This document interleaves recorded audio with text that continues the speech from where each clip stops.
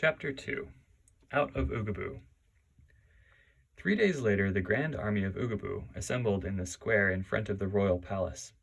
The 16 officers were attired in gorgeous uniforms and carried sharp, glittering swords.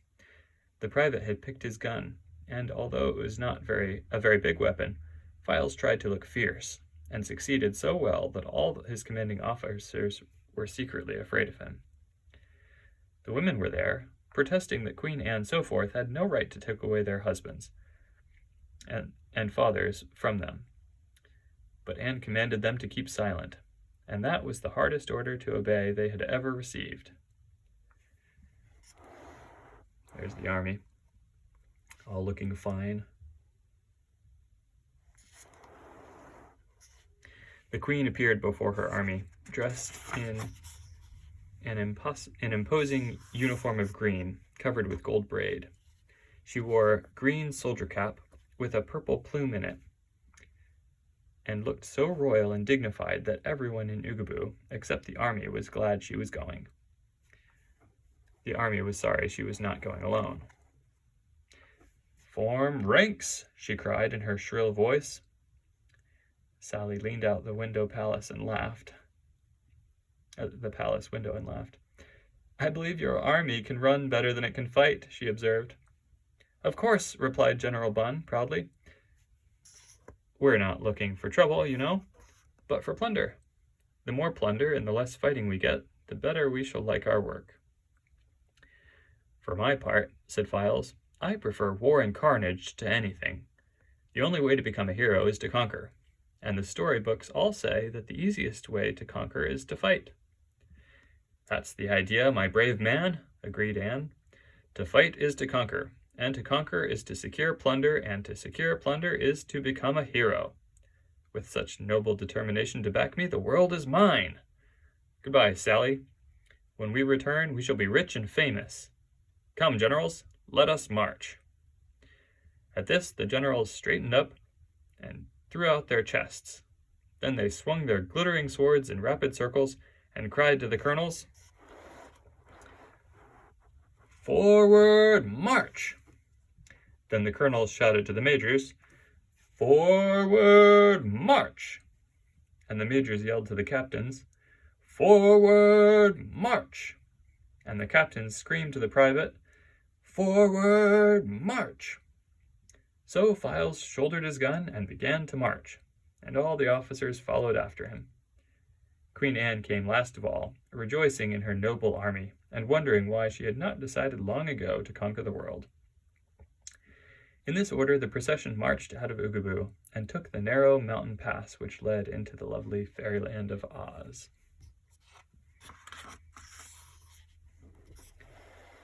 Chapter 2 was so short, let's continue on to Chapter 3. Chapter 3. Magic Mystifies the Marchers. Princess Ozma was all unaware that the army of Queen Oogaboo, led by their ambitious queen, was determined to conquer her kingdom. The beautiful girl ruler of Oz was busy with the welfare of her subjects, and had no time to think of Anne Soforth and her disloyal plans. But there was one who constantly guarded the peace and happiness of the land of Oz, and this was the official sorceress of the kingdom, Glinda the Good. In her magnificent castle, which stands far north of the Emerald City where Ozma holds her court, Glinda owns a wonderful magic record book, in which is printed every event that takes place anywhere, just as soon as it happens. The smallest things and the biggest things were all recorded in this book. If a child stamps its foot in anger, Glinda reads about it. If a city burns down, Glinda finds the fact noted in her book. The sorceress always reads her record book every day, and so it was she knew that Anne Soforth, Queen of Oogaboo, had foolishly assembled an army of 16 officers and 1 private soldier, with which she intended to invade and conquer the land of Oz. There was no danger but that Ozma, supported by the magic arts of Glinda the Good and the powerful Wizard of Oz, both her firm friends, could easily defeat a far more imposing army than Anne's. But it would be a shame to have the peace of Oz interrupted by any sort of quarreling or fighting. So Glinda did not even mention the matter to Ozma, or to anyone else.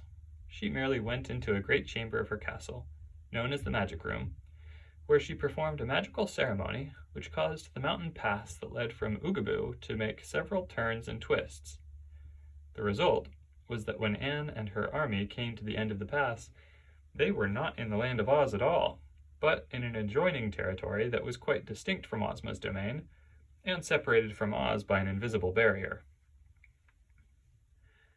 As the Oogaboo people emerged into this country, the pass they had traversed disappeared behind them, and it was not likely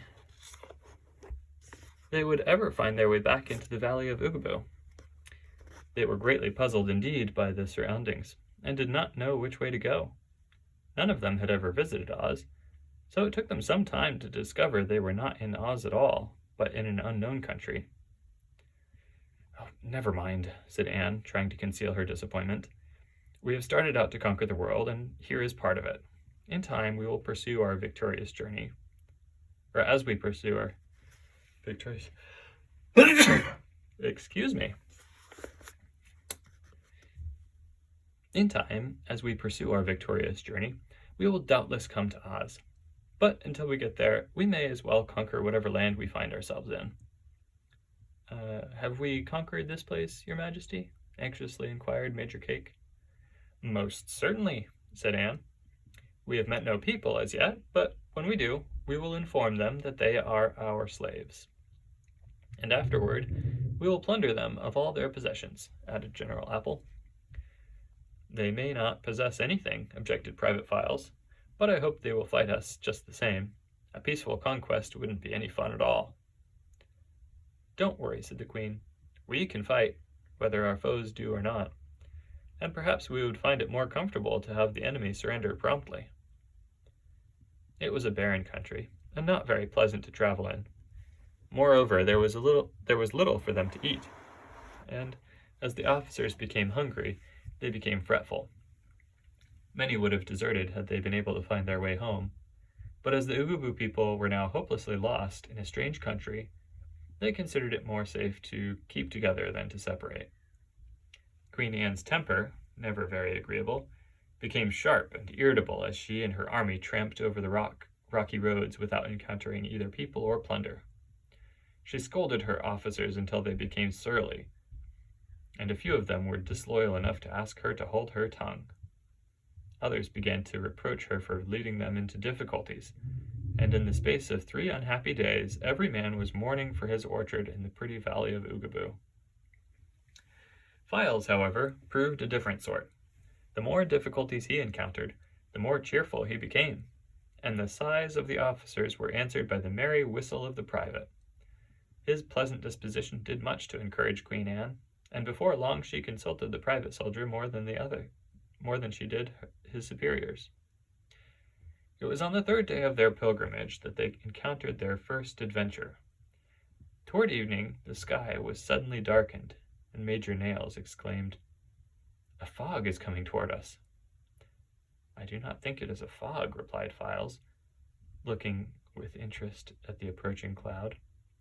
"It seems to me more like the breath of a rack." "What is a rack?" asked Anne, looking about fearfully. "A terrible beast, with a horrible appetite," answered the soldier, growing a little paler than usual. "I have never seen a rack, to be sure, but I have read of them in the storybooks that grew in my orchard, and if this is indeed one of those fearful monsters, we are not likely to conquer the world." Hearing this, the officers became quite worried and gathered closer about their soldier. "What is the thing like?" asked one. "The only picture of a rack that I ever saw in a book was rather blurred," said Files, "because the book was not quite ripe when it was picked. But the creature can fly in the air, and run like a deer, and swim like a fish. Inside its body is a glowing furnace of fire, and the rack breathes in air and breathes out smoke, which darkens the sky for miles around, wherever it goes. It is bigger than 100 men, and feeds on any living thing." The officers now began to groan and to tremble, but Files tried to cheer them, saying, It may not be a rack after all that we see approaching us. And you must not forget that we people of Oogaboo, which is part of the fairyland of Oz, cannot be killed. Nevertheless, said Captain Burrows, if the rat catches us and chews us up into small pieces and swallows us, what will happen then? Then each small piece will still be alive, declared Files. I cannot see how that would help us, wailed Colonel Banjo. A hamburger steak is a hamburger steak, whether it is alive or not. I tell you, this may not be a rack, persisted Files. We will know, when the clouds get nearer, whether it is the breath of a rack or not. If it has no smell at all, it is probably a fog. But if it has an odor of salt and pepper, it is a rack, and we must prepare for a desperate fight.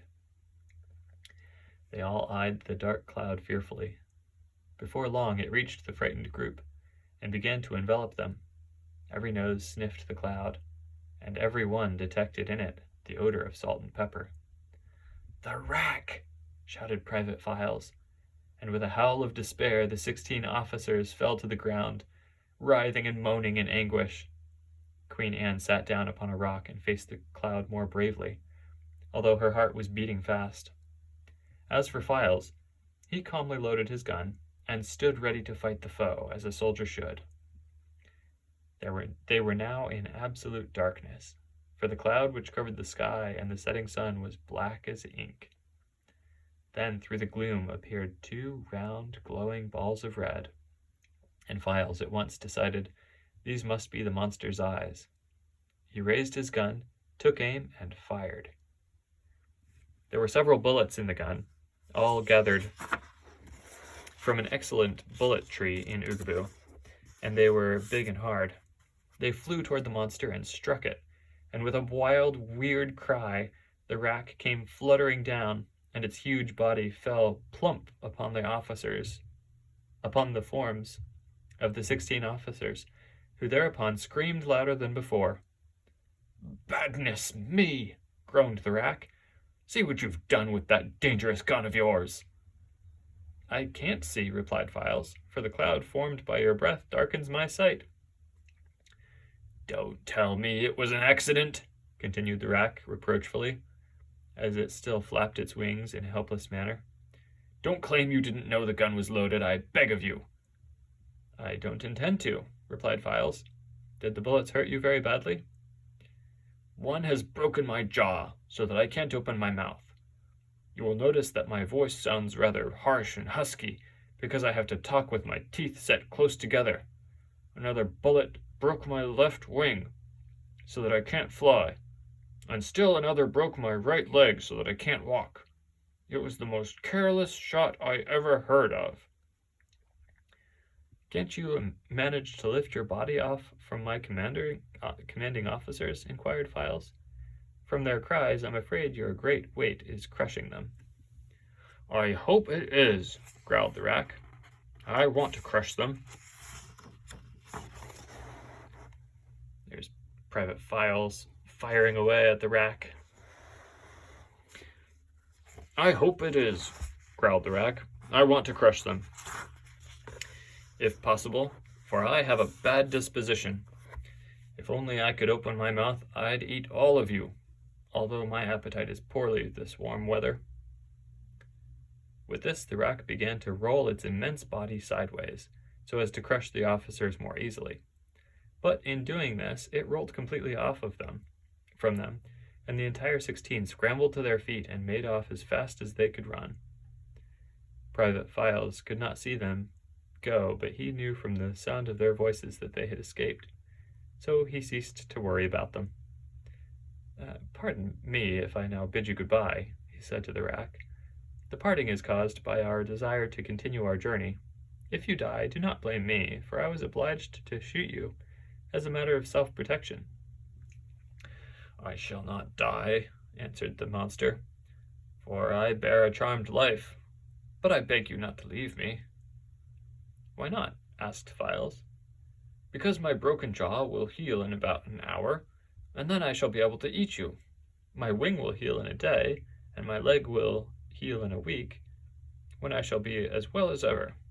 having shot me and so caused me all this annoyance, it is only fair and just that you remain here and allow me to eat you as soon as I can open my jaws." "I beg to differ with you," returned the soldier firmly. "I have made an engagement with Queen Anne of Oogaboo to help her conquer the world, and I cannot break my word for the sake of being eaten by a rat." "Oh, that's different," said the monster. "If you've an engagement, don't let me detain you." So Files felt around in the dark and grasped the hand of the trembling queen, whom he led away from the flapping, sighing rack. They stumbled over the stones for a way, but presently began to see dimly the path ahead of them, as they got farther and farther away from the dreadful spot where the wounded monster lay. By and by they reached a little hill, and could see the last rays of the sun flooding a pretty valley beyond, for now they had passed beyond the cloudy breath of the rack. Here were huddled the 16 officers, still frightened and panting from their run. They had halted only because it was impossible for them to run any further. Queen Anne gave them a severe scolding for their cowardice, at the same time praising Files for his courage. "We are wiser than he, however," muttered General Clock, "for by running away, we are now able to assist your Majesty in conquering the world, whereas had Files been eaten by the rack, he would have deserted your army." After a brief rest, they descended into the valley, and as soon as they were out of sight of the rack, the spirits of the entire party rose quickly. Just at dusk, they came to a brook, on the banks of which Queen Anne commanded them to make camp for the night. Each officer carried in his pocket a tiny white tent. This, when placed upon the ground, quickly grew in size until it was large enough to permit the owner to enter it and sleep within its canvas walls. Files was obliged to carry a knapsack, in which was not only his own tent, but an elaborate pavilion for Queen Anne, besides a bed and chair and a magic table. This table, when set upon the ground in Anne's pavilion, became of large size, and in a drawer of the table was contained the Queen's supply of extra clothing, her manicure and toilet articles, and other necessary things.